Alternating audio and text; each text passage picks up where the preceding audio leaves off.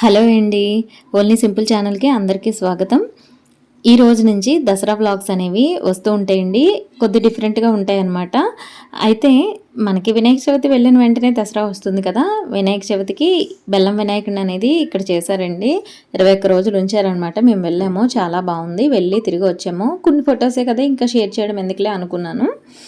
కానీ ఎలాగా దసరా వ్లాగ్స్ అనేవి పెడదాం అనుకుంటున్నా కదా! దసరా వ్లాగ్స్ అంటే డైలీ దసరాకి సంబంధించిన నవరాత్రులవి ఇవన్నీ ఏమి ఉండవండి. ఇవి కొద్దిగా డిఫరెంట్‌గా ఉంటాయన్నమాట. అంటే మాది కొండ మీద హౌసు. క్రిందన తల్లిని నిలబెడతారు కదా! అక్కడ దసరాకి సంబంధించి తల్లిని మొత్తం మేకింగు ఇవన్నీ ఉంటాయి కదండీ! ఇలాంటివి చిన్న బిట్స్ అనేవి ఎలా జరుగుతుంది అకేషను ఇటువంటివి షేర్ చేస్తానండి.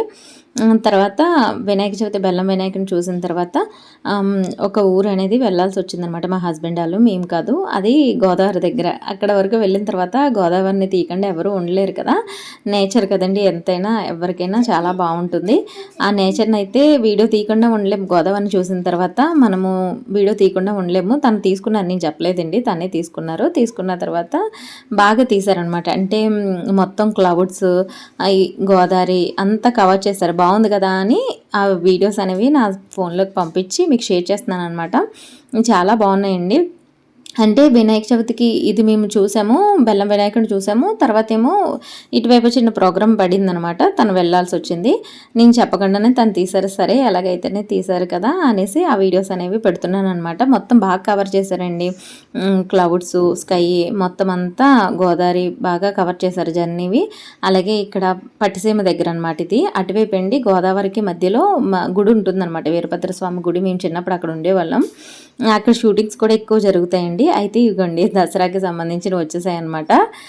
స్టార్టింగే దసరాకి మనకి పాడ్యం రోజు అంటే నవరాత్రిలో మొదటి రోజు మొదలయ్యే కంటే ముందుగానే ఇవంతా డెకరేషన్ అయిపోతుంది కదా! మొత్తం లైటింగ్ అనేది ఇలా పెట్టారండి ఆ చివరి నుంచి ఈ చివరి వరకును. దీంట్లో మేకింగ్ అంతా మా హస్బెండ్ వాళ్ళు చేస్తారండి.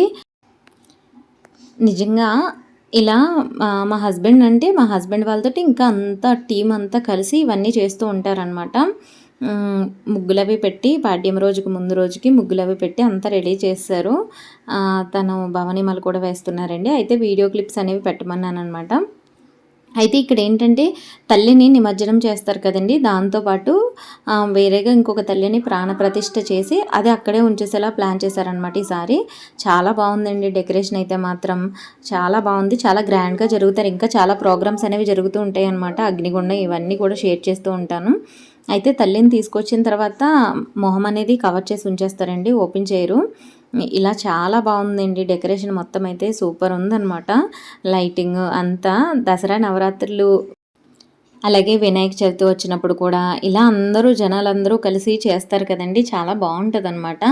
ఈ మొబైల్స్ చూసుకోవడం, ఈ ఎడిక్ట్ అయిపోవడం కంటే నలుగురు కలిపి ఇలాంటి కార్యక్రమాల్లో పాలుపంచుకోవడం వల్ల నిజంగా చాలా బావుంటదండి.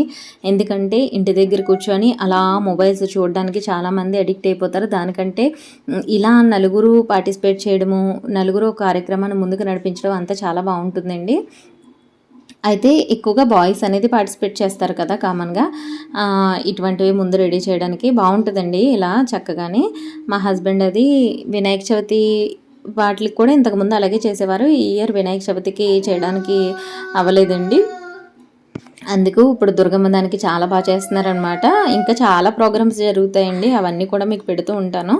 బ్లాగ్స్ రూపంలో వస్తాయి. మరి పెద్ద పెద్ద బ్లాగ్స్ ఏం తీయనులేండి. చిన్న చిన్న బిట్స్‌లాగే పెడతాను. మొత్తం పూజా విధానం ఇదంతా ఎలాగా కామన్ అందరికీ తెలిసిందే కదండీ. ఇంటి దగ్గర మనం అక్కడ దీపం పెట్టుకోవాలనుకుంటే పెట్టుకోవచ్చు. కొంతమంది కలశం ఏర్పాటు చేసుకుంటారు. అలా ఏర్పాటు చేసుకోకపోయినా, అఖండ దీపం పెట్టుకోకపోయినా తల్లిని తీసుకొచ్చేటప్పుడండి ఇవి మొత్తం తల్లిని తీసుకొచ్చేటప్పుడు ఇలా వెలిగిస్తారు కదా!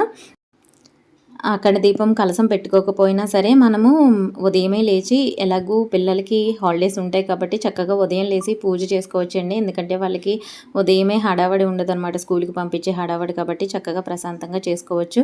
ఈ చెట్లు తీసుకొచ్చి ఇలా చేశారండి. చెట్లను తీసుకొచ్చారు. ఇవి కూడా ఇక్కడ మీకు కనిపిస్తున్నాయి కదా ఇలా మట్టి అంటే కొండల్లాగా, అవి కూడా మా హస్బెండ్ చేసినవేనమాట.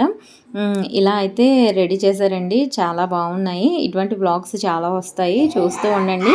ఓన్లీ దసరా మధ్యలోనే పెడుతూ ఉంటారనమాట. రెగ్యులర్గా పెట్టనివ్వండి చెట్లు. వీటికి కలర్స్ అవి వేశారనమాట. చెట్టు కొమ్మలు అవి తీసుకొని వచ్చి బాగుందండి. వీడియోస్ నచ్చితే చూస్తూ ఉండండి, మీకు తప్పకుండా నచ్చుతాయి. మంచి మంచి వీడియోస్ అనేవి వస్తూ ఉంటాయి. Thank you.